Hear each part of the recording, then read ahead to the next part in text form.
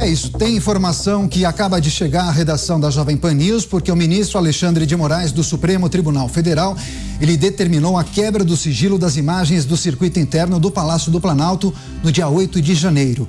Moraes também estipulou que a Polícia Federal ouça os servidores do Gabinete de Segurança Institucional que estavam no palácio durante a invasão. O ministro é o relator de investigações sobre as invasões e a ação de servidores do GSI acabou entrando no foco da discussão política em Brasília nesta semana por conta daquela divulgação das imagens que mostram o ex-ministro de Lula, o então ministro chefe do GSI, junto com os invasores. Essas medidas, determinadas pelo Supremo Tribunal Federal por Alexandre de Moraes, devem ser tomadas em 48 horas. José Maria Trindade, também da capital federal. Zé, seja muito bem-vindo, uma ótima noite a você.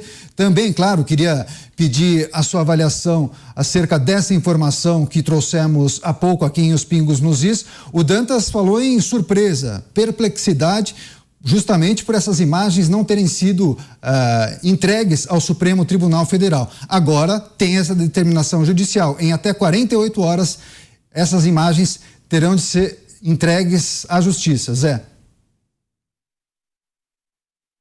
É o que o popular diria, demorou, né? Muito boa noite, viu, Daniel? Boa noite, Mota. Boa noite, Dantas. E boa noite a você que nos acompanha sempre aqui nos Pingos nos Is. Olha, esta investigação tem que ser completa, ela tem que ser detalhada em todos os sentidos. Eu não aceito uma explicação de que, olha, nós não temos nada com isso aí, eu não tenho responsabilidade sobre isso aí, quem é pago e quem está na função de defender o Palácio do Planalto. É assim mesmo. A própria Constituição dá ao detentor de um cargo público também o dever, a obrigação de defender as suas prerrogativas e o próprio erário público. Ou seja, houve sim falha grosseira na segurança do Palácio do Planalto, na segurança da Praça dos Três Poderes e na segurança do Congresso Nacional. E não foi por falta de aviso. Houve sim vários avisos, inclusive da comunidade de inteligência. A própria Polícia Rodoviária Federal comunicou que aos órgãos de inteligência a quantidade de ônibus que estava vindo aqui para o Distrito Federal. É preciso, sim, identificar quem estava no Palácio do Planalto. O próprio presidente Lula falou, não quebraram a porta, abriram a porta.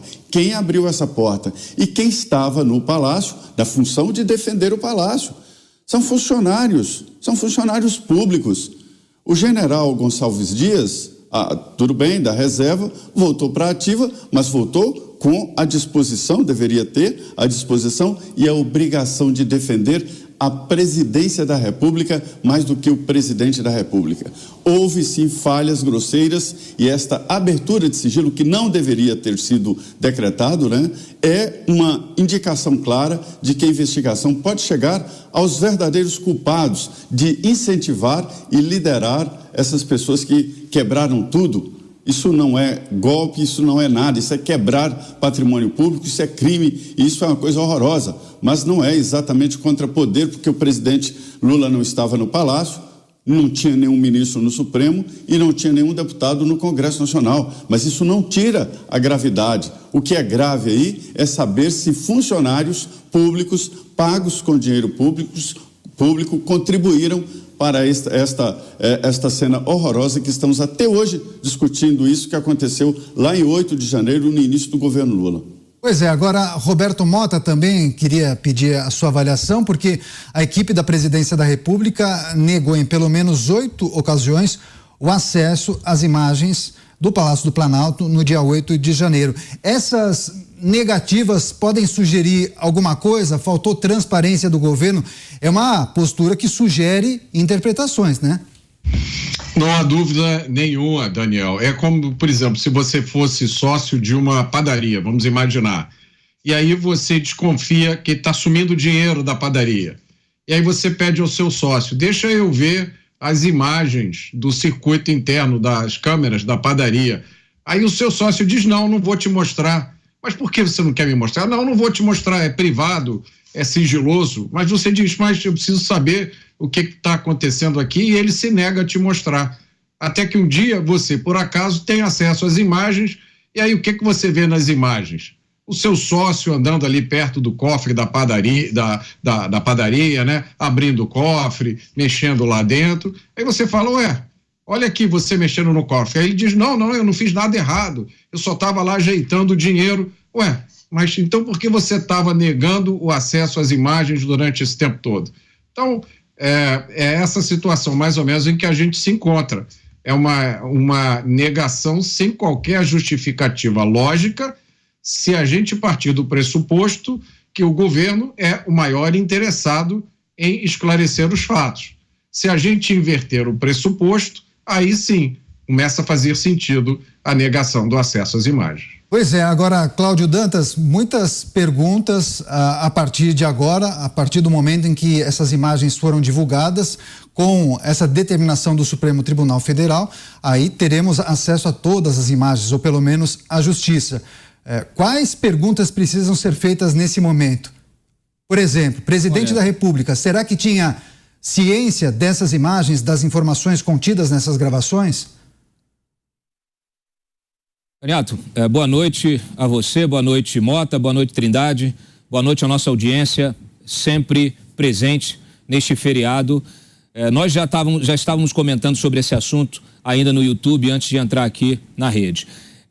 Eu chamo a atenção justamente para essa decisão do Alexandre de Moraes, porque na decisão, no relatório dele, ele dá ênfase ao fato de que todas as imagens devem ser entregues ao STF.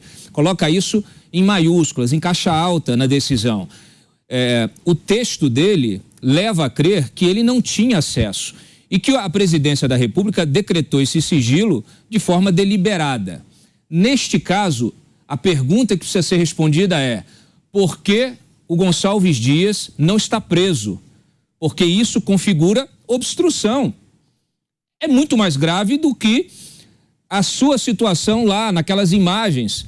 Ele estava nas imagens, hoje prestou um depoimento à Polícia Federal. Nós já temos informações exclusivas do nosso repórter, o nosso Bruno Pinheiro. E ele deu uma versão que a gente vai comentá-la ainda hoje no programa, que também não se sustenta. Agora, vejam, o Gonçalves Dias estava lá interagindo com os manifestantes, com os vândalos, sem equipamento, sem capacete, sem colete, sem nada, num prédio deflagrado, uma situação de violência, o que já chama atenção, não só ele, como todos os seus subordinados. A gente já ficou muito preocupado com essa postura, e foi o que levou à queda dele. Agora a gente tem a informação, via indireta pela decisão do Alexandre de Moraes, que foi decretado o sigilo pela presidência da República sem autorização do Supremo e que essas imagens não foram enviadas ao Supremo. E isso é escandaloso. O nome disso é obstrução à justiça. E quando há obstrução à justiça, é necessário uma medida cautelar de prisão preventiva, a mesma que foi decretada para o Anderson Torres, que está aí há mais de 3 meses preso, quase incomunicável, com assistência ali precária da sua defesa.